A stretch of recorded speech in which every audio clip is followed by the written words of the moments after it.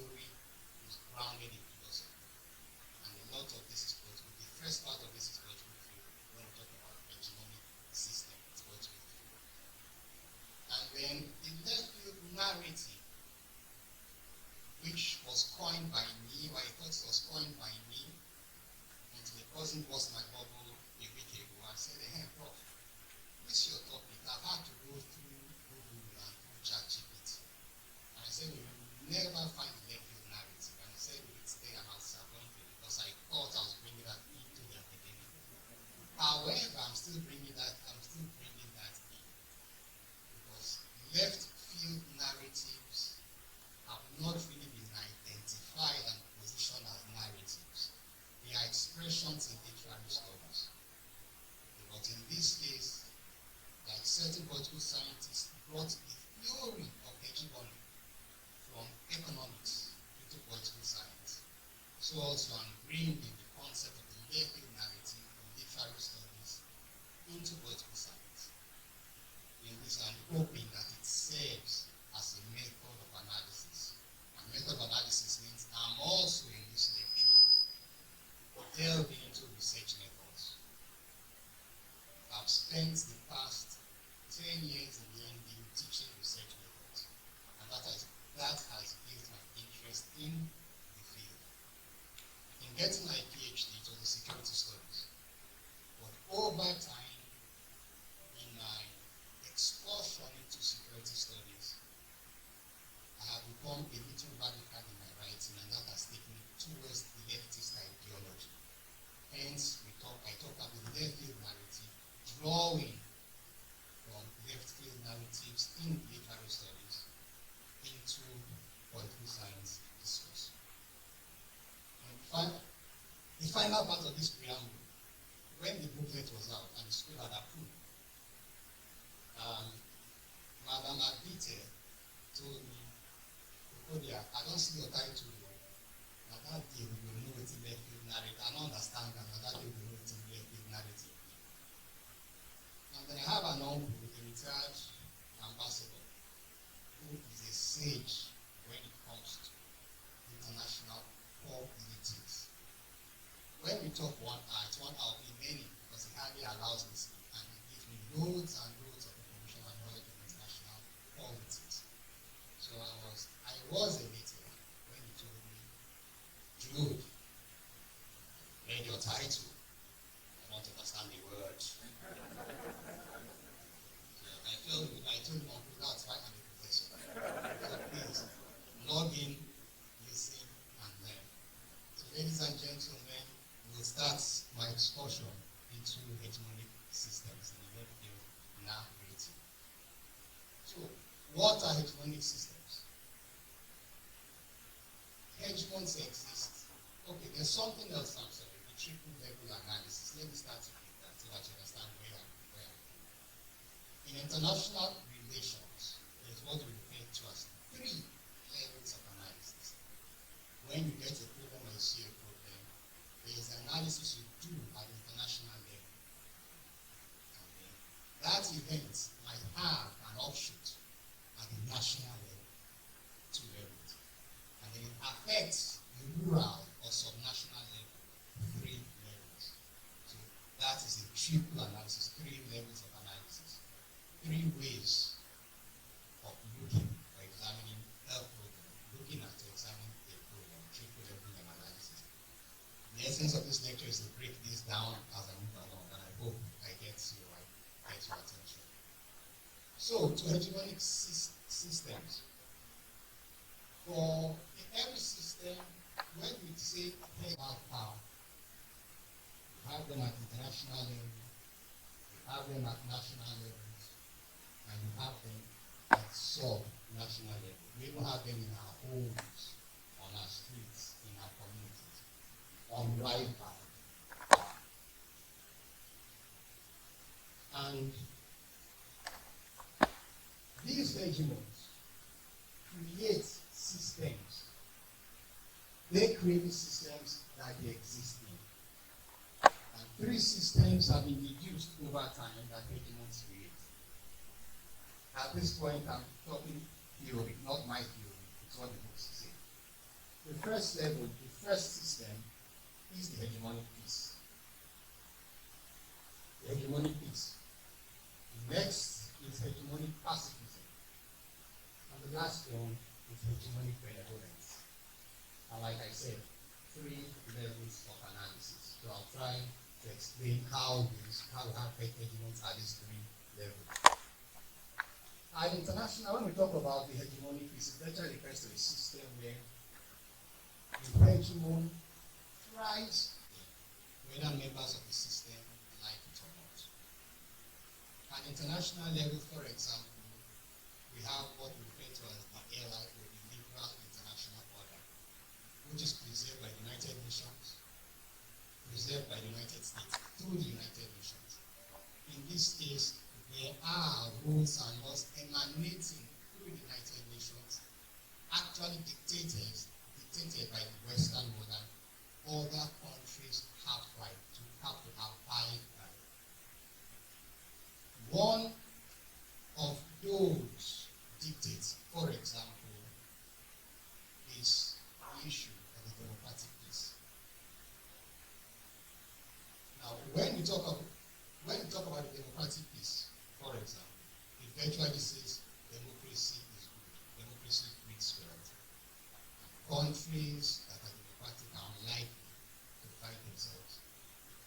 Because the African experience tells differently.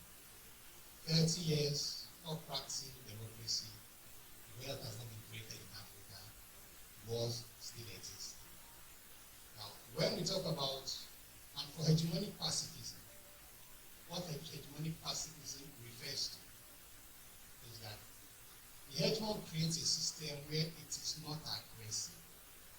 It dictates the system, it cooperates with smaller members, but in such a way where in that cooperation it preserves its advantage. That is hegemonic pacifism. There is a lot more cooperation. With hegemonic peace, the peace is forced, and it's called peace because yes, in a sense it keeps the peace. But the irony here of the hegemonic peace is that smaller states sometimes are scared of losing their identity. And in such cases, these smaller states band together to protect themselves against the overbearing influence of the hegemon. Now, the picture I have here talks about one of the drawbacks of the hegemonic peace. There are many drawbacks to the hegemonic peace. And one is this: it's a hegemon. And being a hegemon means all the other members of that system collectively cannot be as powerful as that hegemon. So some of those smaller countries might blend in, others might resist. This picture here depicts Pax Britannica, Britain in the 19th century. We have a map of the world, Britain sitting on that map, dictating to the world what should be. And the other countries of Europe tried to pull Britain off that map because they wanted a piece of the pie. So Britain's dominance in some sense created disunity within Europe. And then among the smaller states, a small state, for example, cherishes its independence. It hates the influence, the dominating character of the hegemon. So what does that little country do? It looks for a bigger power from outside that system, an ally, to help it stand against the hegemon. Now, if we know, or it's known that countries are often self-interested. And here we have a good example in Asia, where Taiwan is a small country. China is a bigger country trying to annex Taiwan. But in order to protect itself from the annexation of China, Taiwan has kept very close ties with the United States, signed trade pacts and security pacts to keep it safe from China. But the thing is, America is with Taiwan for American interests, not for Asian interests.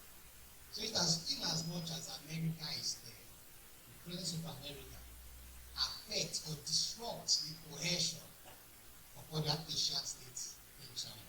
So within Asia, that is one of the drawbacks of the hegemonic peace.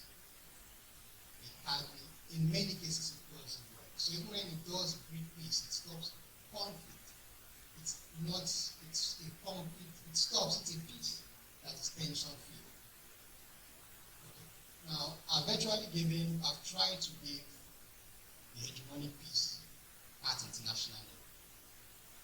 The hegemon have an unrivaled power that dominates the system at world level, the United States. At regional level, for example, in West Africa, it's Nigeria. In South Africa, in the southern area of Africa, Southern Africa, it is South Africa that keeps the saga together. When I did my thesis in 2016, when I failed, my topic was on peacekeeping. And in my research, one of my findings was that for peacekeeping to be successful, a hegemon, a regional hegemon, should be a part of it. History has shown this. It's the reason why ECOMOG succeeded in Liberia, succeeded in Sierra Leone, because Nigeria, the hegemon of West Africa, was a part of it. So a peacekeeping contingent without Nigeria at that time would not have been possible. So while the hegemon sometimes is the albatross of the region, I made the argument, which still holds, that for a region to be stable, or for the world to be stable, we need, for the region, the world needs a hegemon giving to peace. Now, at the national level, a clear example of the hegemonic peace at national level will be found in the United Kingdom. When we talk of the UK, we usually think of the English, not the British, we think of the English, which is why we think of suits. We think of to be there. I doubt if anyone here knows the head of Ireland, of Northern Ireland, nor do we know of the head of Wales, Scotland. All we know is Stammer. And the concept is this. England has imprinted itself on the state. And so when we actually talk of Britain, our concept is the English. Our concept is the English have virtually eroded, infiltrated the cultures of the others and projected their culture as a culture of Britain. That's a danger of the hegemon. The danger of the hegemon. So that's a good example of the hegemonic piece at national level. And then at subnational level, a good example is our dear country, Nigeria. Wazobia. We are in what used to be the Eastern region. You go to the north, you see from the Eastern region, it's taken that you are for them. That concept still holds today. For them, the minority groups do not exist. And the map we have was on the board. Looking at it, you see that in terms of how South Fulani, you see 99% Muslim. That's a Fulani narrative. Because while it's difficult to get particular data or statistics of the dichotomy or the ratio of Christians to Muslims, it varies across the region, but give or take, it's a ratio of 1 to 2 or 1 to 3, which means for 70 Christians, or 70 Muslims, you have 30 Christians. For 65 Muslims, 85 Christians, that's in terms of percentage. But this map is a projection of the subnational hegemonic narrative that says the North is 9% Muslim. When we come to the West, the other regions are not as guilty of it too. The booklet which was written for this lecture breaks it down, and I wouldn't go into it much. But the idea is this: we have been an ethnic-oriented people, so such that with the Yorubas dominating, being the hegemons in the West, and dominating the narrative, dominated development, they decided development. It's the reason why, as at the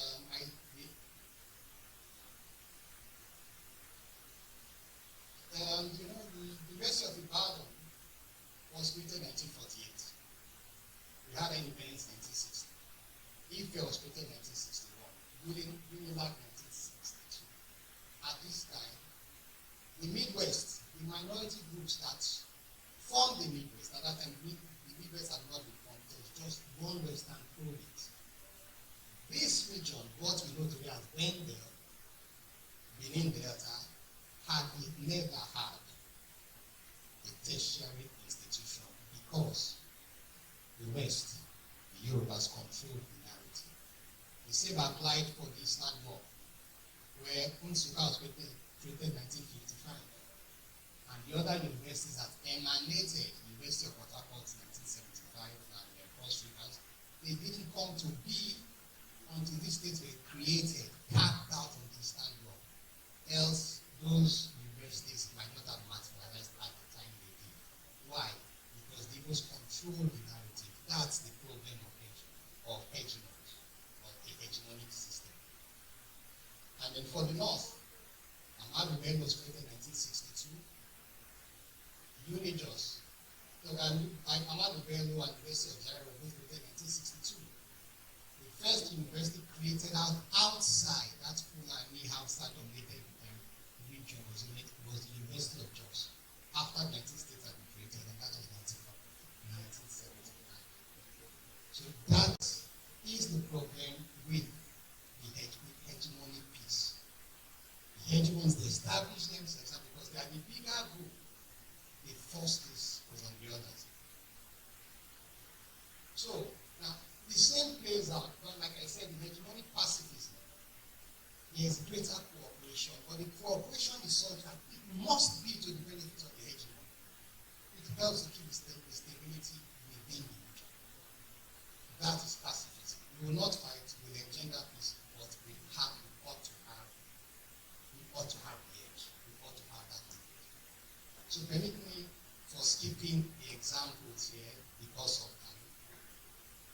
And then the same applies to the hegemonic for you pacifism. It applies to both the international level, the national level, and the subnational level, our communities, and even in our homes.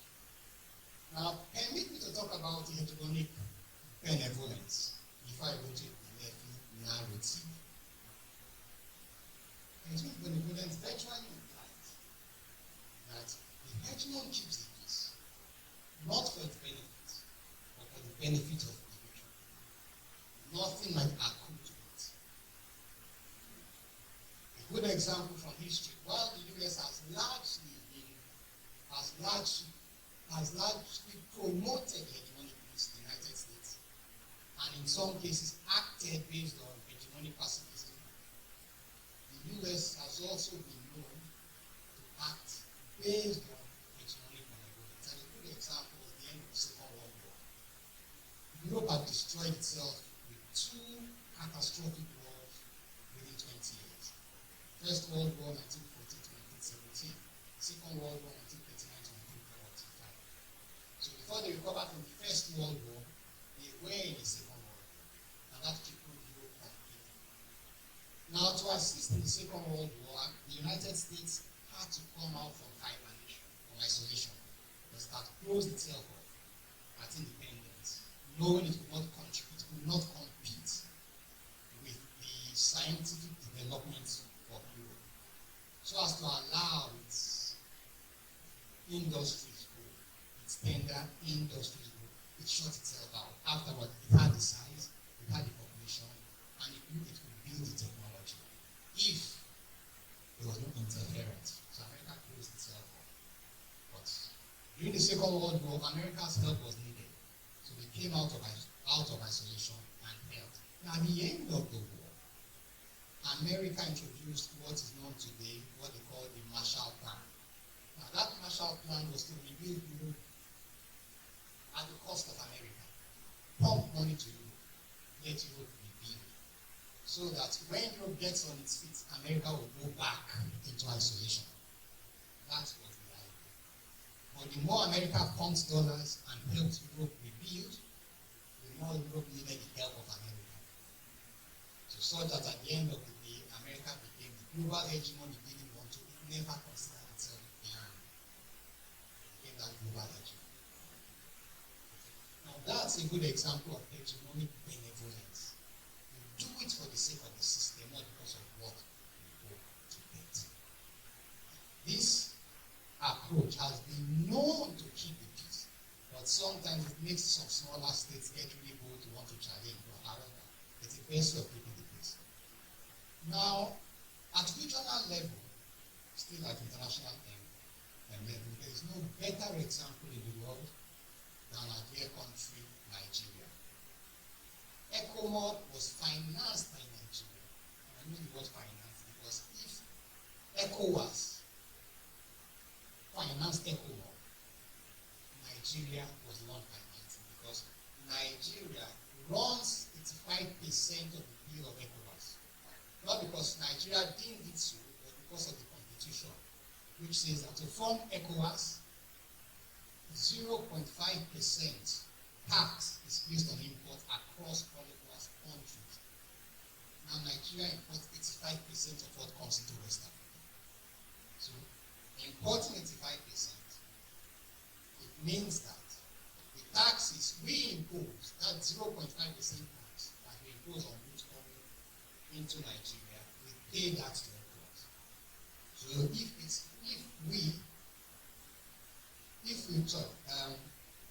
we pay that to ECOWAS. So if ECOWAS embarks on any mission at all, whatever finance is used, since it's 0.5% of taxes of imports, I mean, we are responsible for 5% of imports in West Africa, we pay 5% of ECOWAS's funds. So when ECOMOD when we came up with the concept of ECOMOD, Nigeria ran 85% of the cost of it. We knew that we're taking on the burden. We spent money, we lost lives, but all to what gain?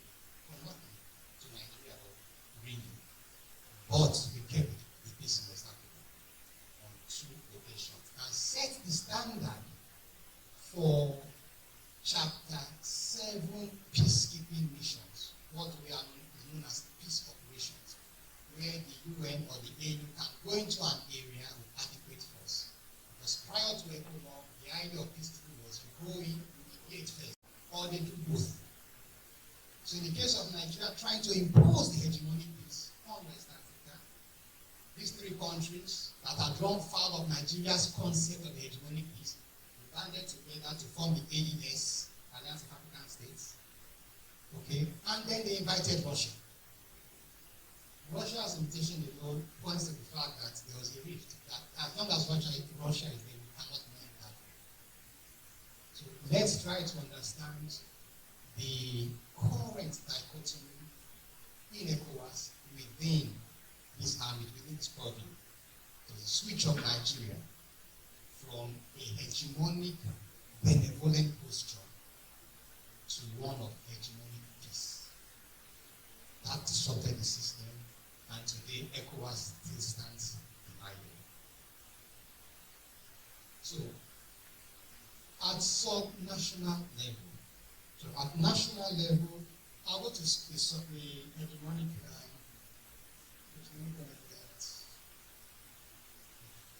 at sub-national level, it plays out in many ways, but this will be better discussed under the Redefine narrative. Okay. So having talked about giving the reasons, or giving the examples for the hegemonic peace, hegemonic pacifism, and hegemonic benevolence, how does this tie into the left field narrative? I didn't do it to write down. It's at this point in my, like I said, started as a philosopher, security studies, and being quite leftist in security studies, I realized that I eventually began discussing security studies from a leftist perspective, and that's what they call decolonial studies. Where you look at all your practices and you don't find any things that are wrong. It's Western oriented. So, permit to give this example I never thought of, but let me say it now. It's a danger of people they talk and going outside the script. In class last week, my wife wasn't happy that I came to take the classes last week, so just yesterday, I came to my class yesterday. I discussed with my students about what we discussed was environmentalism. And I'll run this in 1 minute, and I hope I remember where I'm getting to us now. Now, the thing is this: we talk about global warming. Humans are killing the world. So we need to slow down on development, on technology, so that we can save our planet. That is very true. It's for this same reason, we now talk about clean energy. For example, the movement from fuel cars, from gas poisons, fuel-powered cars, to electric vehicles. Clean energy. It's beautiful. But at what cost?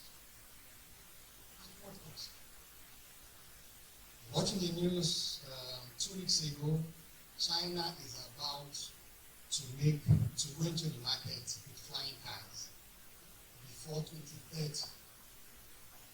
Cars burning on clean energy and be flying. There is a shift now, especially with the crisis in Iran. There's a shift now, huge, sudden shift from fuel cars, as in the purchase of fuel cars, to electric cars. There's a sudden shift. Okay. So Europe is trying as hard as possible, trying its best to keep its environment clean. But at what cost? They come to Africa where the lithium is needed. Now they need it in large quantities, but they are willing to pay for the cost of lithium. So what do? They create conflict. We talk now about the Middle Belt and the crisis in the Middle Belt under different names. Jihad, farmer headers crisis, and what have you. But a group did some research and noted that when communities are displaced by this conflict, by bandits or whatever you call them, 2 weeks after, tractors come in. And those tractors begin mining for lithium. Who controls the mining? No one. Who do they pay to? No one. When lithium is mined, the lithium is exported. The government gets nothing, Nigerian citizens suffer. And then beyond the suffering they create, the displacement of people, we also have the destruction of our environment, the despoilation. What we suffer in oil extraction, they suffer in lithium extraction. Because at least here the government gets something, then the government gets nothing. And what do we have? Internally generated rates of Jews. I think we have IGRs. I think that's what it's IGPs, thank you. That's what we have. All because of clean energy for the West. And that is the irony. That's the irony of environmentalism, which is a hegemonic narrative. The hegemons come out with a narrative about the world. Democracy is good for you. And swallow it. Those narratives become the dominant narrative. Within now, Africans are beginning to question this dominant narrative. We're beginning to question it. Starting, and kudos to the scholars of literature. Chimamanda Adichie. In fact, this lecture she gave sent me on a journey on the left field narrative. Here she talks about the dangers of a single story. And if it can play, please crave the indulgence of the house visitor. And as I crave the indulgence to listen to this for 2 minutes. Dominant narratives are dominant because they change perspectives, they change patterns, ways of thinking, and lives of the minorities. So at the end of the day, when we think, when we talk, we actually talk from the perspective of the dominant group. Okay. And she gave a story in this talk about a house boy that they had. His name was Today. And the mom would remind them, especially when they couldn't finish their food and they threw it away, that why is food being thrown away? Can't they see the house help today, whose family can afford nothing? So from that perspective, today's family was poor to such a level that they could do nothing. But the day came when they went to Fide's hometown to see his family, to see Fide's family. And while the Fide's mother presented a basket that was woven with dried dye, dried plastic, presented it to them. She, as a child, she said at the time she was shocked to think that something good would come out of this poor family. That she had been inculcated with the idea nothing good would come out of it because of sin. And that is the dominant narrative. In which case, the dominant narrative here, please, some part of this talk is going to be controversial. A lot of it is embedded in Christianity, in the various holy books that we talk about. If you go to the book of Genesis, chapter 9, I think 19 to 20, 17 to 20, you know the father naked, drunk, asleep. Instead of covering the father up, he went to call his brothers, Shem and Japheth, come and see Papa. He stayed with Papa, why is he? So the father woke and took him in. Now Noah woke up, he was told what had happened. In annoyance and anger, he caused death. The descendants of Shem and Japheth. And why the descendants of Ham, the black race? Of course. And that is one has used in its interactions with Africa. The transatlantic slave trade. Popes approved papal bulls and gave white European businessmen the right to come to Africa to take blacks as slaves. On the grounds that it was better to lose 1,000 lives and convert one person to God at the expense of 1,000 deaths. So they came, killed family, all on the maximum of white supremacy drawn from the Bible. The white man is better. And is that concept still with us? Yes, ladies and gentlemen, it's still with us.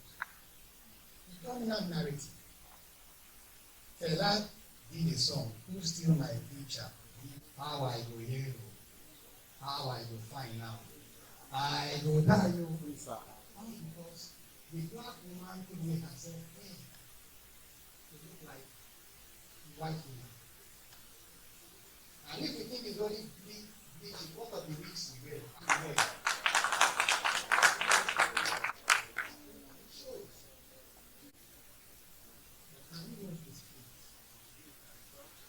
Now, we have, because I have some other details to say.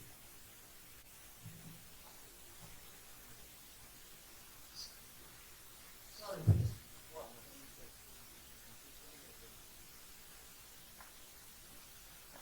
Because on my left, which is your right, a group of black hands taking grains from a white hand. Yes, they are benefactors. That is what it is. The problem with these pictures often went with UN, humanitarian associations or agencies coming back. The next one, a white doctor attending to a black child, having no black doctors that work with doctors without borders. But why must it be the right person? This is a dominant narrative. This is a dominant that is tied to the hegemonic piece. And this is where the left field narrative comes in, which are literary studies, into social studies. It's high time as political scientists that we begin challenging this. And in challenging this, and what I've done with the left field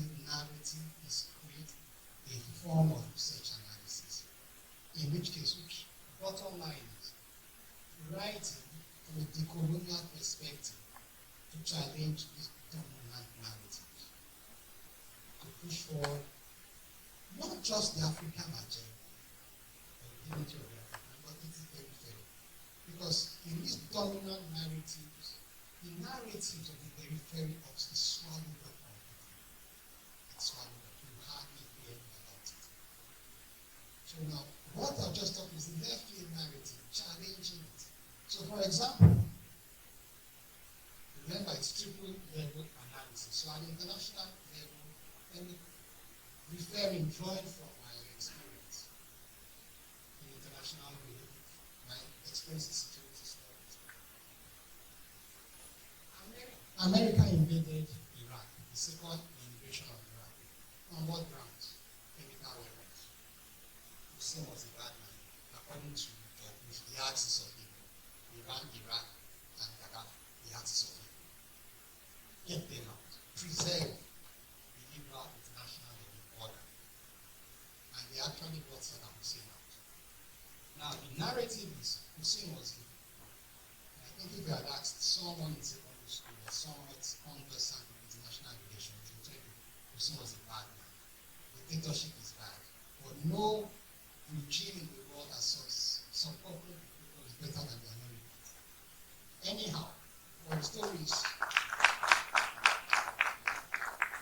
But anyhow, the stories of Hussein is evil.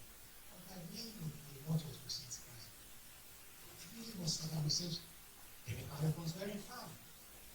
The narrative at the time, carried by CNN, carried by BBC, and more disappointingly by Al Jazeera. Chemical weapons. And what was worse was the rumor of Gaddafi, supporter of terrorists, and evil leader and all that. And then part of the democratic narrative and ties with it. Sorry to my political support and democracy and to government officials here. Is the forward that sorry, I should have my language. It's the misinformation that the worst democratic regime is better than the best military regime. That's this. Sorry, I'm getting quite passionate here. Let me sentence totally untrue. It's totally untrue. Because if you talk about Tinubu, I don't think we've seen the worst democratic leadership yet. Okay? But however, ladies and gentlemen, in discussing this with my students here too, and they just didn't want to begin, and I threw a question. And please, go back home and do this research. Show me 10 African countries under dictatorship, whether civilian or military, that got better when they took on democracy. Give me 10. And I will tell you 10 countries that have done better, that were better as under dictatorial rule.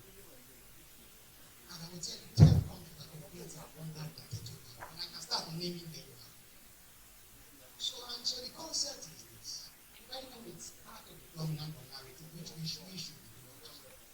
So anyway, I talked about Saddam Hussein, and I've not finished that, and I came to more Gaddafi. There is a link. Gaddafi was ruled. Why?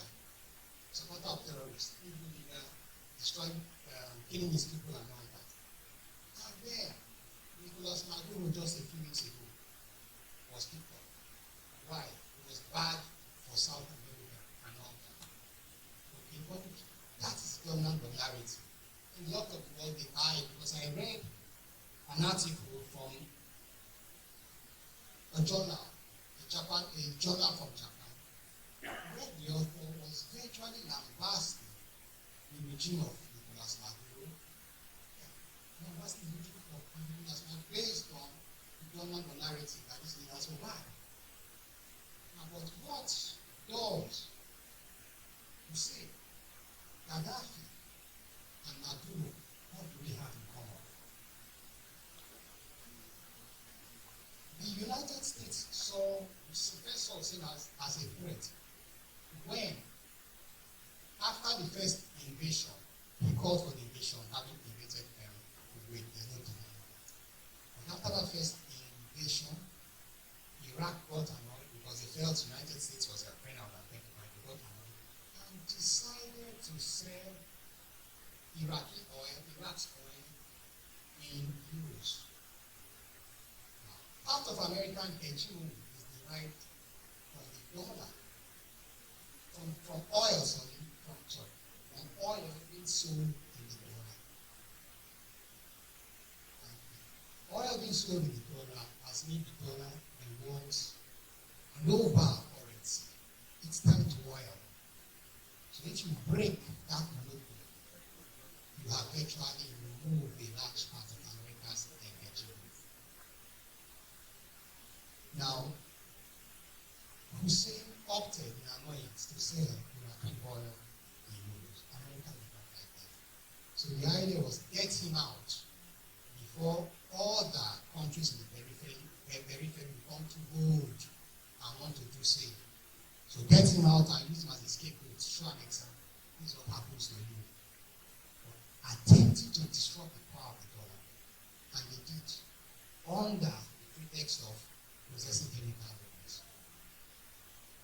Gaddafi had pushed the aim to come up with a currency, an African currency that will be backed by Libyan gold. In which case, if Nigeria trades with Ghana or trades with South Africa, we trade in that currency, not in the dollar. When we sell our oil to other African countries, we trade with that currency, not in the dollar. So what does that mean? America's hegemony or influence in Africa, America's influence over Africa's 54 countries will be broken. Because we will trade with ourselves in that currency. Maybe along the line, begin encouraging other foreign countries to trade with us in that African currency. Limiting the power of the dollar, reducing the power of the United States. So what do? Remove Gaddafi. These are the stories you will get here. And then finally, the same thing, Nicolas Maduro, before he was removed for some time, had been selling Venezuelan oil in Chinese yen. And the Americans did not like that, so get it out. Now, I say this, I know that some of you know it, some of you it's strange. It is when you now argue about international politics from this perspective, and the need for Africa to express itself. It's uncommon to express itself. Not just in security, in the areas of security of political science, but in other areas that concern us. I just talked about environmentalism. It's time for us to begin challenging the concept of environmentalism. By the time we do this, we are within the left field now. We are pushing or proposing the left field narrative. Okay, and so the idea is this. When Chimamanda Adichie talked about the left, talked about the simple story, other scholars, about Inaugural, had also spoken against the dominance of Western thought. They spoken against the dominance of Western thought. But the problem here is we don't speak, making individual claims on how the dominant narrative or these dominant narratives affect us negatively. So, in my reflection, I thought, okay, so why don't we, and it doesn't hurt to have that start on the end, come up virtually long progress to be like create a narrative. All these narratives have been there, but they have never been provided a vehicle on which to counter or complement these dominant narratives. So in this case, when I talk of a left field narrative in political science, as a form of research analysis, the concept is when we discuss this, we are in tune, we are in sync to say this discussion is made on the basis of the left field narrative, or using the left field narrative as the method of analysis. Because in research methods, especially qualitative research, when you come to research methodology, there are three major areas of research or methodology, namely the design, data collection, and research analysis. I've been told I haven't got much time, so let me try to wrap this up quickly. What I've just spent time talking about is the making narrative at international level. At national level, it still applies. And permit me once again to step on delicate ground. Nigeria's civil war. Okay? At national level, if we have the dominant narrative at national level, we should begin coming up with our left field narrative, our own narrative. Now, why do I say our own? I challenge anyone here to pick up a text on the civil war. It's either from the perspective of the federal government, some Yoruba general or Hausa general, or the Igbos talking about their genocide. I wonder if anyone has read a book on Nigeria's civil war from the perspective of the minority. Perspective of the minority.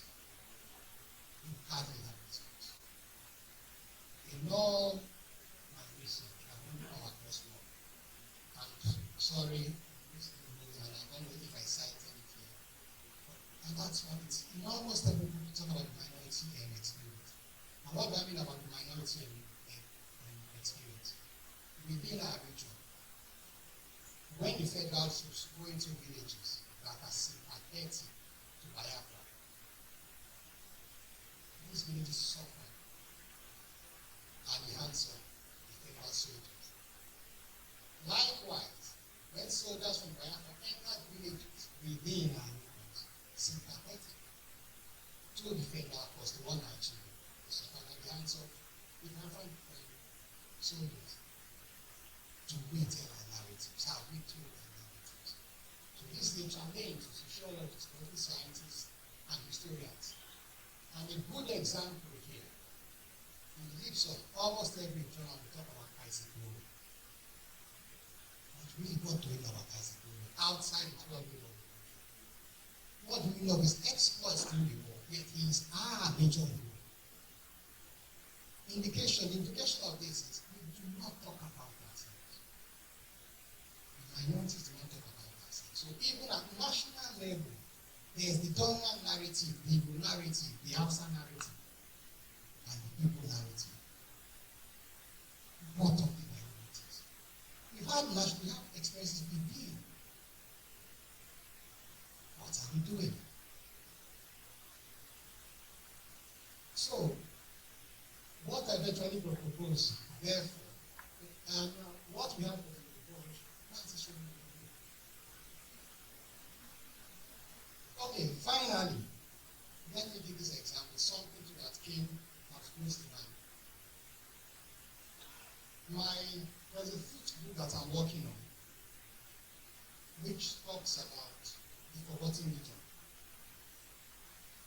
The Second World War. Prior to the Second World War, Nigerians, Africans in the British Army across Africa numbered approximately 12,000. When the Second World War came, that number jumped over a million. During the Second World War, about 300,000 Africans died from British Africa. But I think in general, 200,000 Africans died in the Second World War. But like I said, as a child growing up, I read war stories. I never saw a war story of the heroism of blacks or Africans. The picture that disappeared talks about the parade when in Europe they talk about the war, the victory of the war. It's all white people, as if blacks wearing sacrifice in the course of that war. What my fifth group discusses, I refer to it as the forgotten region. Africans who pay the supreme price but are never mentioned in the story and the success of the world. And this is where the left field narrative, like I said once again, comes in. It's time for people at the periphery to rethink their story. And when we do this, my proposal is the left field narrative as a form of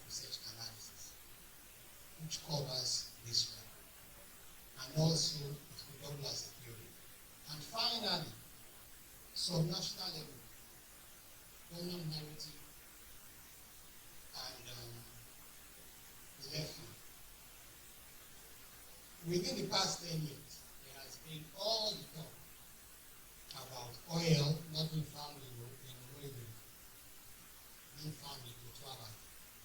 Like I said, the dominant narrative exists.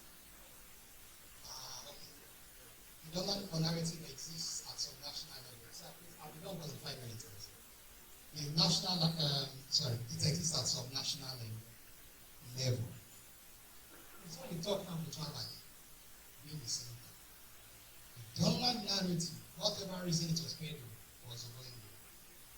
And the hypothesis I came up with, and that's not the hypothesis, it can't be tested, it's a proposition. The proposition I came up with was that at the time the issue of where oil was first found came, Boro was already an icon amongst the Jews. Yes, oil was first found on the Jordan. Boro is our icon. So maybe they felt it wouldn't matter. Outside of where we in the district for headquarters, it wouldn't matter. It wouldn't matter. Since Boro was born there, was born on the way, so they just wouldn't mind. So the people of Otuaba, they kept quiet at the time when they were very fair. It was a small village, not the district, but they kept quiet. Eventually, the story is taken up, and it's a challenge to the Otuaba people to begin telling their story about neglect, the need to forge ahead. So what am I saying here? There is the dominant narrative. It's always there. And it suffocates. It suffocates a lot of facts, a lot of history, a lot of experiences. If it's suffocated, that virtually means that the people whose experience are suffocated are the minority. So it's time they should begin speaking for themselves. And when they do, they should remember they speak from a left field analysis perspective. And finally, this picture here, 3 minutes and I'll be done with it. I've told my students that one way to understand political science theory, watch a film. Watch a good film and try to interpret the theory that the film cuts across. I struggled with game theory. I understood it. When I watched the film, 13th, something about the 13th, sorry I couldn't Google that up before this talk, done by Kevin Costner, which was about John Kennedy and the Cuban Missile Crisis. Members of political science want to understand game theory, watch that film. Perfect to teach your students game theory. So also when I came across this film, Hidden Figures, it's a true life story. Black Americans, and not just black Americans, black American women were at the center of America's success of going to the moon. But they kept that quiet. Since they first went to the moon, I think around 1967, they kept that quiet. Until recently, there's a consciousness of Afro-optimism. Because the dominant narrative leads to Afro-skepticism. We are ashamed of that. Remember a long time ago, those days when things were good, we saw the orange and we throw it away. Now we are told to eat the fluff from the orange. Then anyone who eats the fluff is seen as being hungry. So we don't eat the fluff. I remember as a young boy, there was a tennis tournament at the stadium in Benin where I grew up. And a white tennis player was eating the fluff.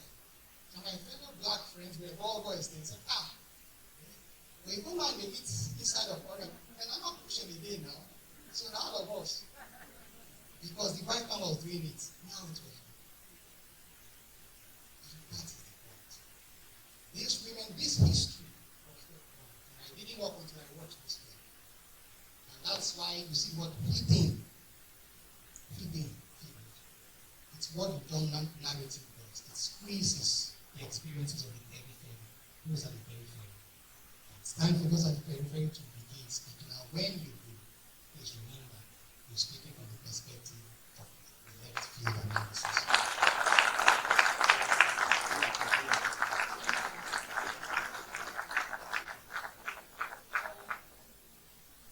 And that brings my level. I remember something my supervisor told me when I finished, when I did my first degree. Sorry, not when I did my PhD. That finished 150 pages or thereabouts, and then the conclusion was 3 or 5 pages. And they went and sent it back to me and said, "Not the fine job. This is what we shall worship. You finish with a flourish." So I wanted to say that along the line, but I guess I've already made my conclusion a part of the talk. So I hope, ladies and gentlemen, I did finish with a flourish. Thank you very much.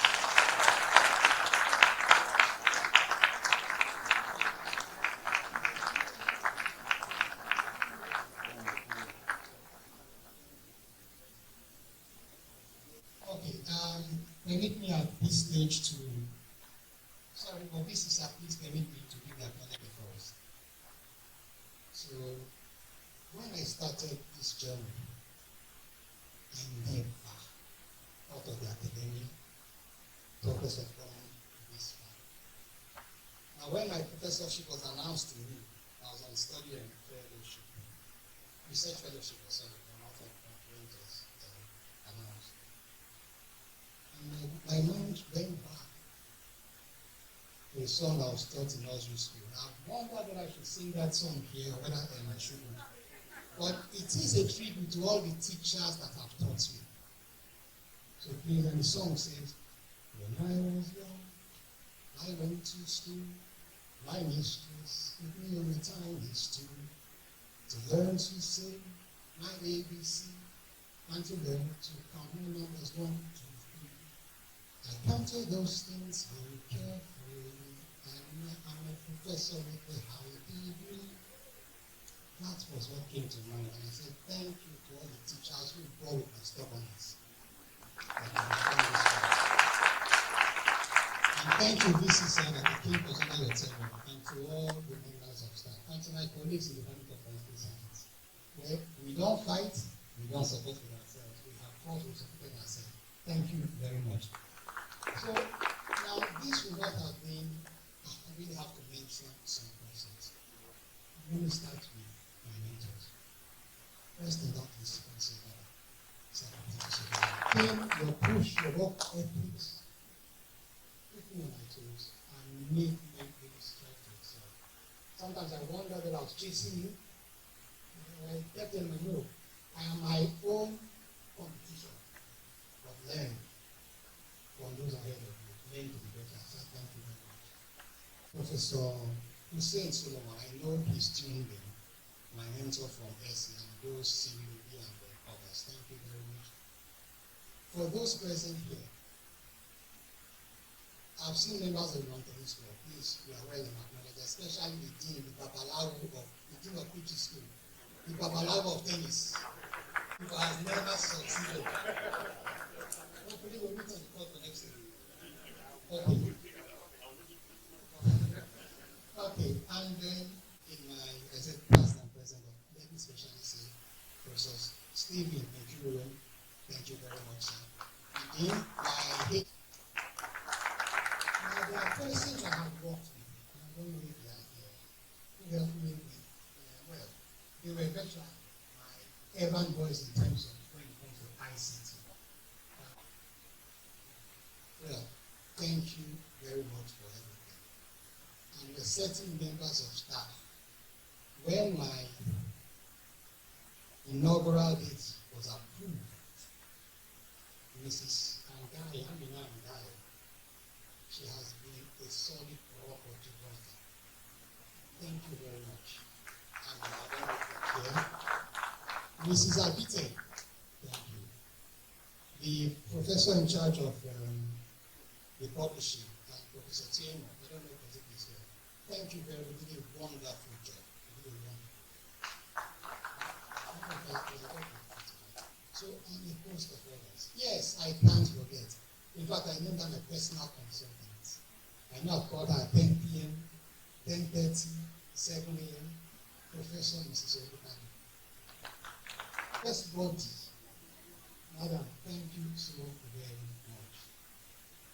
And all other professors. First body, Madam, thank you so very much. And all other professors, to my family, God, of course. Now, let me give a short story, 1 minute. My food was ready, took my food and went to text I was going to be studying. What was that? Checked. Where I kept my key, it wasn't there. Checked my school bag, I couldn't take it to school. So after 5 minutes of looking for it, I went to the sitting room. I said, honey, did you see my story? That was how she looked at me and held it up. Come and sit down here and stay with the family small. Because my life was usually being my study and I. And sometimes it remains that the NBU has told me but they bore with this, they born with this. And wifey, thank you so very much. And to my kids who have been in the life, thank you. And the family is in large numbers. And members of Trufani too. I believe the chairman of Trufani, president of Trufani, you are acknowledged. To my family, the eldest member of the family, one of the eldest members, James Tamukulu, sir, please. Thank you for that. So I could go on and on, but I have to stop. But before I hand the mic, please, I have just one request to me. I'm taking a lot of pictures, but there's a picture I said I must demand for today. All students that I have taught here, whether on my right, take one picture outside before everything ends. Please. Thank you everyone for coming.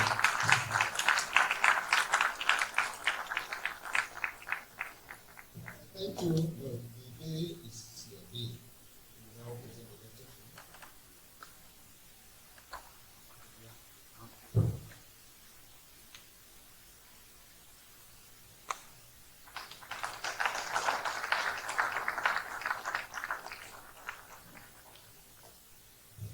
Okay, thank you. We now conclude the ceremony. Before I do that, let me acknowledge the good number of our colleagues, their friends who are joining us online. So thank you for coming to support the Prophet's greeting, and also saying thank you for coming to support this program. And also, so Barbara and his dear wife, thank you. That said, if you were attentive from the beginning of this lecture, our brother and friend, Professor J, has done justice to the chosen topic. So we don't have any doubt in our minds to decorating as the 70th inaugural lecture. I'll go ahead and do that. On behalf of the university, I have the honor and privilege to decorate you with this medallion as the 70th inaugural lecture.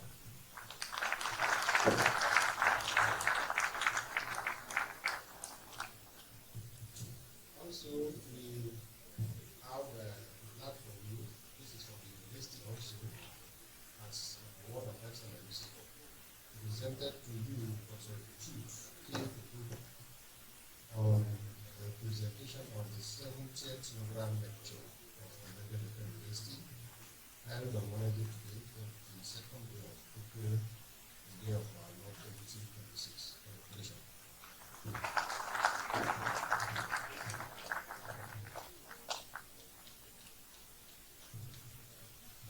Thank you. That's the last ceremony is between yourself and the university registrar.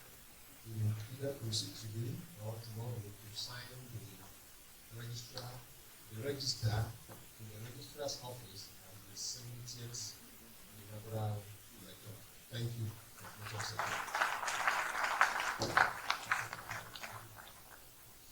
Please stand up.